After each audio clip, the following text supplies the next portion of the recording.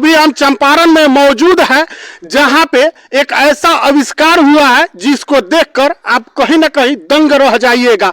अगर और आप पेट्रोल, डीजल और सीएनजी गैस भरवा कर तंग आ गए हैं, उनकी कीमतों से परेशान हो गए हैं, तो आपके लिए यह वरदान बनेगा। देखिए, आपको ये गाड़ी हम दिखा रहे हैं, दिखाइए गाड़ी को।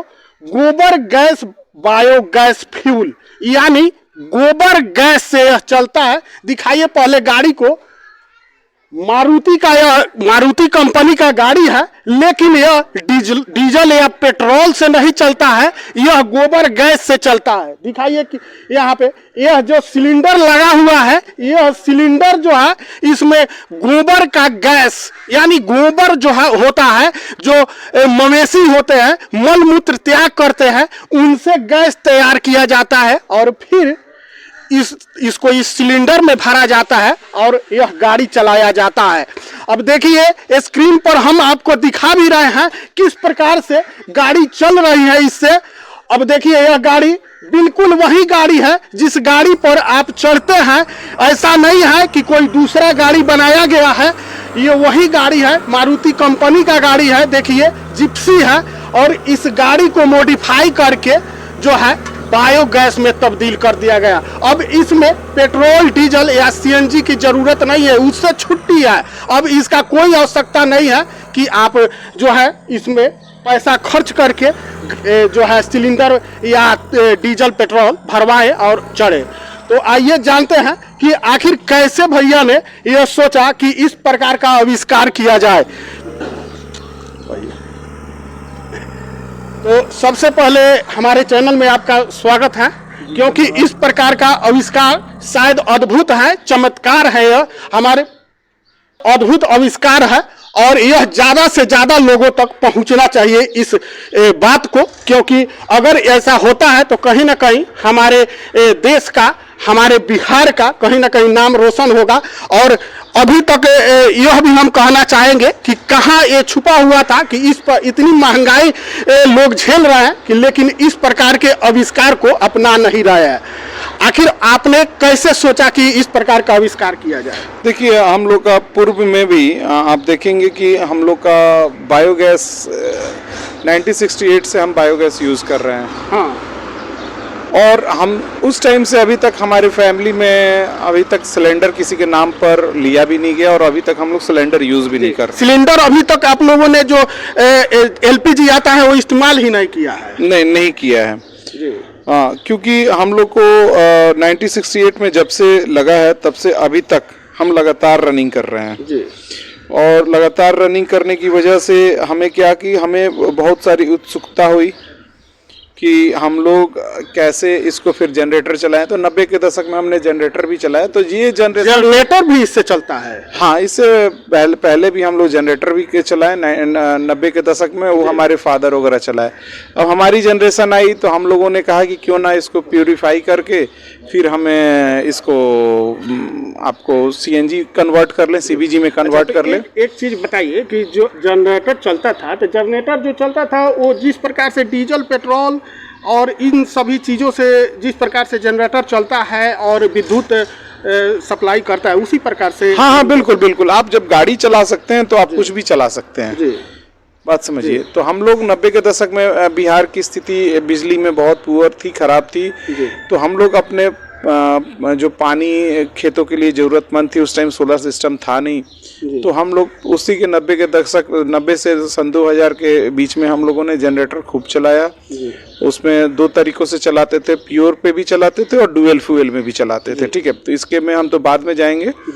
और आप उसके बाद हम लोगों ने फिर कहा कि भाई जनरेटर हम लोग इतने साल से 10 साल आई थिंक हम लोगों ने 10 से 15 साल चलाया। 2005-6 तक पूरे गांव में इलेक्ट्रिसिटी हम लोग देते थे। उसके बाद हम लोगों ने इसको फिर और बड़े प्लांट, बिजली तैयार करके फिर गांव में भी आप? हाँ, उस टाइम हम लोग गांव में भी सप्लाई करते थे। पूरी वायरिंग हमारी पूरे गांव में थी। हम लोग सप्लाई जो था रात में हम लोग 4 घंटे। कितने घरों को आप लोग सप्लाई करते थे? आई थिंक हम लोग लगभग 200 घरों को करते थे उस टाइम। इतना 200 घर को सप्लाई करने के लिए कितने मवेशी की जरूरत होगी? नहीं, मवेशी की तो जरूरत होगी आपको, बायोडिग्रेडेबल आपको जो भी आप उसमें डालेंगे, गोबर है, तो मवेशी की जरूरत नहीं, उसमें आपको घन मीटर की जरूरत होती है कि कितने घन मीटर का आपका प्लांट है। तो उस टाइम हमारा लगभग आपको 50 घन मीटर का बायोगैस था। तो हम लोग शुरू में तो ड्यूअल फ्यूल मोड में चलाया, उसके बाद हम लोगों ने सिंगल फ्यूल में चलाया, सीधे बायोगैस पे भी चलाया। तो हमारे पास जो गोबर होती थी रोजाना लगभग 10 क्विंटल के आसपास हम लोग डालते रहे हैं। और जब हमने देखा कि हमारे पास मवेशी अभी तक है, आपके देखिए ये सब एक दूसरे से लिंकेज है, गाय है, गोबर है, फिर जमीन है, फिर अभी आप कितना उत्पादन करते हैं? अभी हम लोग CNG 50 kg पर डे उत्पादन करते हैं हम लोग। हाँ, इसके लिए आप लोग मवेशी कितना रखें? देखिए मवेशी तो हमारा जितना है लगभग 80 से 80 हमारे पास अपना मवेशी है, और हम लोग गाँवों से भी परचेज करते हैं। अच्छा, गोबर खरीदते भी हैं? हाँ, बिल्कुल, हम लोग गोबर खरीदते भी हैं, और उस गोबर से हम लोग काफी अच्छा हम लोग हाँ। अगर कचरा से कोई इस प्रकार का गैस बनाना चाहे तो वो भी बना सकता है। आपको कचरे से जो भी सड़ने वाली चीजें हैं उससे वो आप गैस बना सकते हैं जी। हाँ, कचरा से भी? हाँ, कचरे से भी। अच्छा, आप जो सड़ने वाली है जैसे किचन वेस्ट हो गया, और आपको जिसमें लोहा ना हो, जूता ना हो, चप्पल ना हो, प्लास्टिक ना हो, वैसा मतलब कचरा का मतलब ये हो गया कि आप उसमें प्लास्टिक आजकल कचरे में आता है, तो 90% प्लास्टिक आता है, तो उस कचरे का आप व्यू हटा दीजिए, उसको हटा। हाँ, तो आपको जो सड़ने वाली चीजें हैं, बायोडिग्रेडेबल है, तो आप उस कचरे की बात कीजिए। तो वो कचरा आप अगर आपके पास है, उचित मात्रा में है, तो आप उचित मात्रा में ही गैस बना पाएंगे। ऐसा नहीं है कि आपने 1 kg डाला और 10 kg गैस हो गया था। इससे कौन कौन सी गाड़ियां आप चला लेते हैं?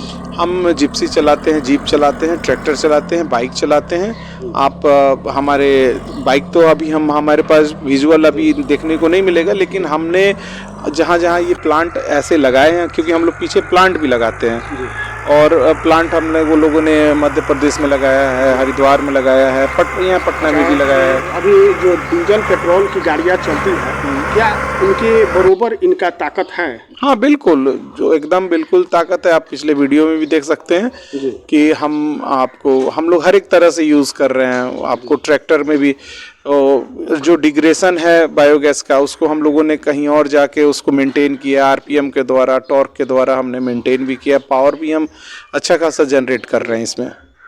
अच्छा, अभी हमारे देश में जो है कहीं ना कहीं किसान का ही देश है, यह कहा जाता है। सबसे ज़्यादा किसान यहाँ पे जनसंख्या में है, और उन ट्रैक्टर इस्तेमाल करते हैं, सबसे ज़्यादा ट्रैक्टर इस्तेमाल किया जाता है जोत के लिए। अभी जो है हल बैल का ज़माना नहीं रहा, तो ऐसे में अगर छोटे छोटे किसान हैं, अगर वो लगाना चाहे तो इस प्लांट को लगाने में कितना खर्च? देखिए, प्लांट को लगाने का देखिए सबसे बड़ी बात है कि छोटा सा मान लीजिए, देखिए इसका एक क्वेश्चन ये है कि आपको पर डे डीजल की कितनी जरूरत है जी, उसी पे कॉस्ट आपको निर्भर करेगी।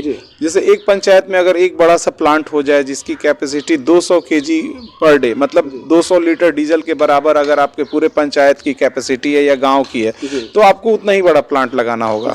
हाँ, और लगभग तो कॉस्टिंग उसी पे निर्भर करती है कि आपके पास कितनी उचित दूरी पर और उचित मात्रा में गोबर उपलब्ध है। अब पता लगा कि आपके गांव में गोबर ही ना हो और आपने प्लांट डाल लिया, नहीं तो। और कहने का मतलब हमारा ये है कि मान लीजिए कि छोटे किसान जो है वो मतलब छोटे स्तर पर, ताकि उनका एक ट्रैक्टर जो है उसको किसी तरह से चलाया जा सके, ताकि उनको डीजल से निजात मिल सके। वो बिल्कुल, देखिए हमारे सरकार ने तो अभी तक चकबंदी सिस्टम तो की नहीं है, कि क्योंकि यहाँ पे अगर सब कोई मिल के करेंगे, एक गांव में एक प्लांट अगर लगता है जो भारत सरकार ऑलरेडी दे रही है, और उसके तहत अगर लोग, आपको कुछ करने भी नहीं है, सरकार पूरी चीजें लगा के देंगी, लेकिन आप यूनिटी तो बनाओ। यूनिटी अगर आपका बन जाता है तो गोवर्धन योजना से इसी जिला में आपको ये चीज मिल सकता है। तो मतलब सर एक मैसेज जाएगा कि मतलब कितना लागत लग सकता है, ये लोगों के मन में सवाल उठता है। नहीं, लागत इसलिए नहीं बता पाएंगे क्योंकि उनके पास इंफ्रास्ट्रक्चर क्या है। बिना इंफ्रास्ट्रक्चर जमीन कितनी है, जमीन में भी उसमें क्या इन्वेस्टमेंट है, तो वो लागत हम इस पे क्लियर नहीं कर सकते हैं, क्योंकि इसमें जो जमीन की लागत, जमीन कहाँ रहेगा और गौशाला कहाँ रहेगा, ट्रांसपोर्टेशन में आपका अलग खर्च आएगा, तो उसका लागत हम लोग बता ही नहीं सकते हैं अभी।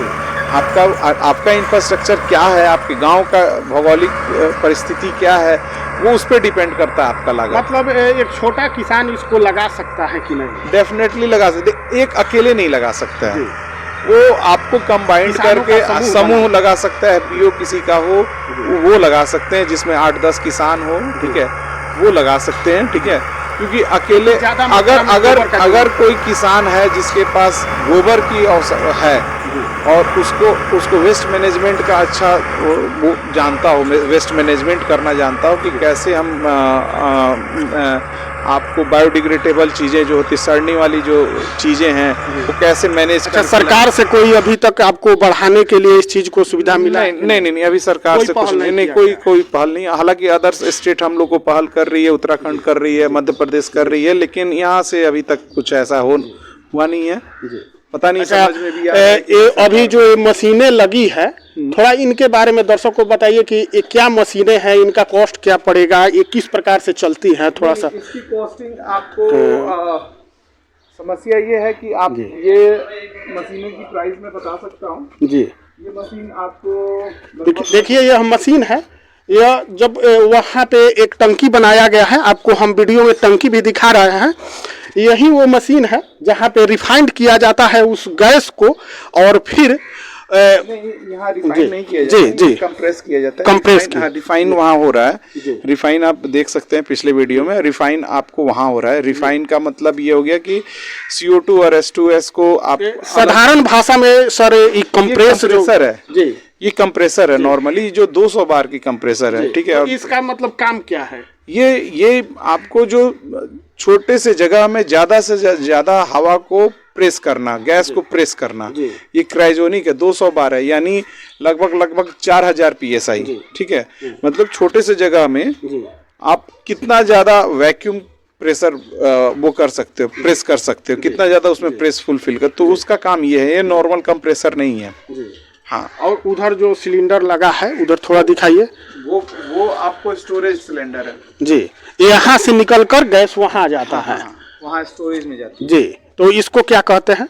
इसको कैस्केट बोलते हैं जी। हाँ, ये कैस्केट है, और कैस्केट में हम लोग स्टोर करके 100 kg गैस रखते हैं जी, कि हमारा जब भी गाड़ियों का कम ज़्यादा हो तो हम वो लोग फुलफिल कर लेते हैं, टॉप अप कर लेते हैं इससे।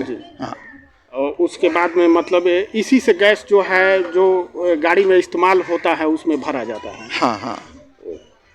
अब आपको दिखा रहे हैं यहाँ पे जितनी तमाम गाड़ियाँ हैं, वो जो है गोबर गैस से गैस तैयार करके और फिर इन गाड़ियों को चलाया जाता है। देखिए जितनी गाड़ियाँ लगी हुई हैं, बहुत सी गाड़ियाँ ऐसी हैं जो जंगल विभाग में इस्तेमाल भी किया जाता है, उसी तरह से इसको बनाया गया है। जैसे देखिए इसका सीट देखिए यहाँ पे कितनी ऊंचाई दी गई, चूंकि पुराना गाड़ी है, सिलेंडर लगा हुआ है नीचे देखिए यहाँ पे।